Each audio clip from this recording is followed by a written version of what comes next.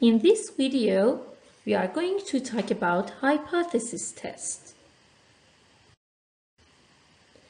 First of all, let's see what the hypothesis means.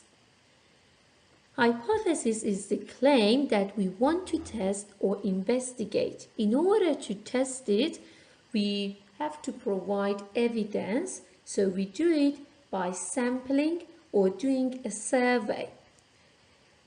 And always there is a default assumption which is called a null hypothesis.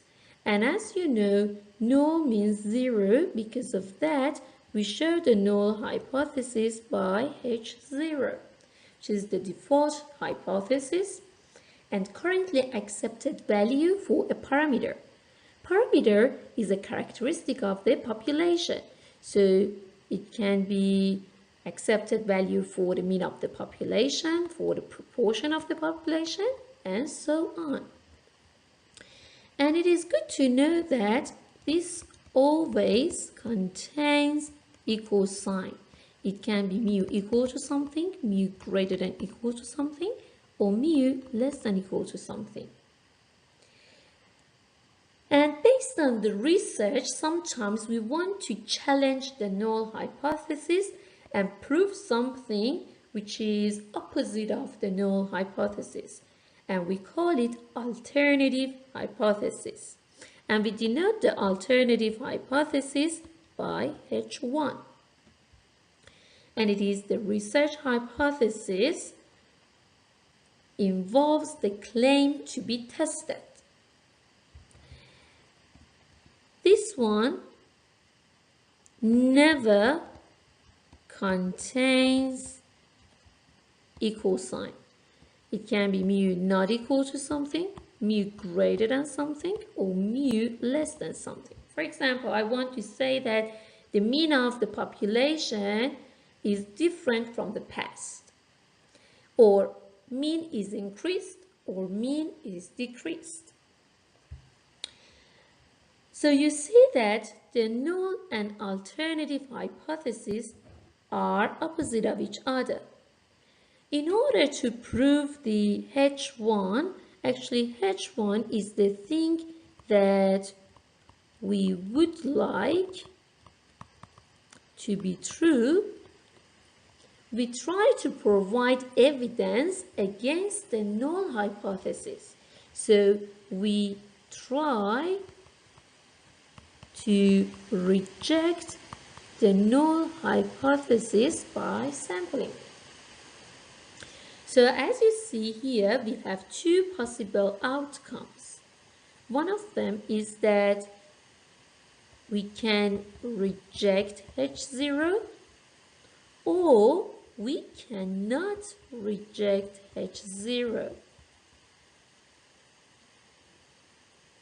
Assume that you go to the court, and you know that when you go to the court, always the default assumption, the null hypothesis, is that you are innocent. And the alternative hypothesis here is that you are not innocent. It means that you are guilty.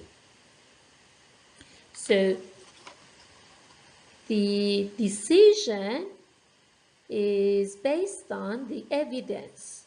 Sometimes there is enough evidence to reject that you are innocent. And in this case, actually, you've been convicted. And sometimes they cannot provide enough evidence against being innocent. In this situation, you are free to go. But sometimes they may make mistakes, so the errors involved in hypothesis tests. Have a look at this table. Sometimes H0 is true, it means that you are innocent,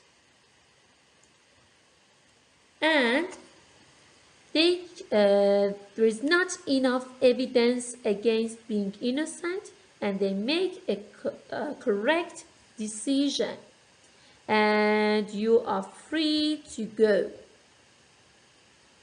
But sometimes you go to the court, you're innocent, but there are some evidence, there are enough evidence against being innocent. So you see that the judge said conviction, and you say, oh my God, I'm innocent.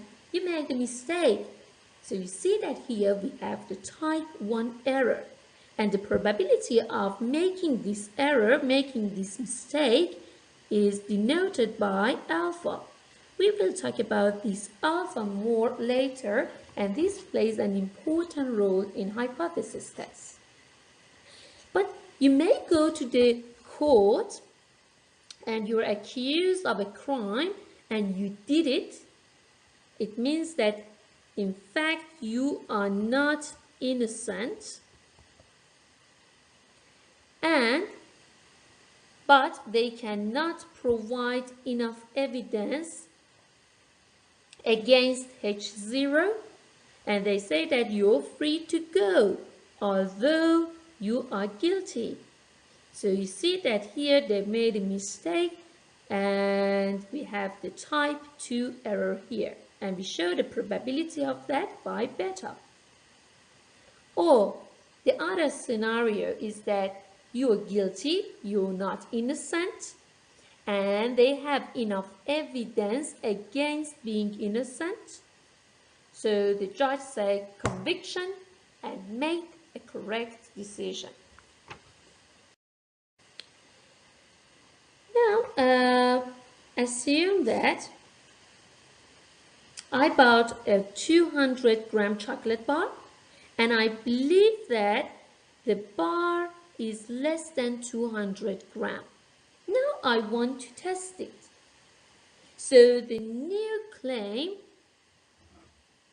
the thing that I want to show is that the mean is less than 200 grams. And the default assumption is that mu is greater than or equal to 100 grams. It is the opposite of alternative hypothesis. Always when you solve a question, first define the alternative and then the null hypothesis. In order to test it, we have to use the test statistic. What is the test statistic? Actually, this is calculated from the sample data and used to decide. What does it mean? It means that in order to reject that the mean weight is greater than or equal to 200, I go to Coles or Woolworth and buy 20 chocolate bars. So I pick a sample of the size 20 and find the average weight of this sample. And based on this average weight, I can make a decision and calculate test statistic. We will go through the test statistic later when we solve more examples in next videos. Now in this question, assume that I see that the mean weight of these 20 chocolate bars is, for example, 199.8 grams. In this situation, although it is less than 200, but it is very close to 200, and I'm not confident to reject it quickly, and the level of confidence is very low, but I may do the sampling, someone else do the sampling, pick a sample of 20 again, and see that the mean weight of that sample is 100 and 97 grams. So the level of confidence for rejecting H0 here is larger. Or someone else pick a sample and find, for example, the mean weight of 180 grams. In this one, I'm more confident to reject H0. So you see that when you do the test, there is a thing which is important to us, which is called level of confidence. And we talked about level of confidence when we talked about the confidence interval for the mean, so you're familiar with it. So when you look at this one, you see that 180 is significantly smaller than 200 grams, and I'm more confident to reject H0, but 199.8 is not significantly less than 200 grams. Let's see what it means when I talk about significantly larger or significantly smaller here. First, I have to talk about the level of confidence. If I show the level of confidence by C, for example, I am 95% confident to reject H0, I define the level of significance as the complement of that and denote it with alpha, which is 1 minus C. And when you do a test, always they mention at which level of significance we want to do this test. And as I mentioned before, this alpha is the probability of type 1 error. And if it is not mentioned in the test, by default we work with 5% level of significance. Now you are ready to watch the next video and go through more examples. Thanks for watching this video.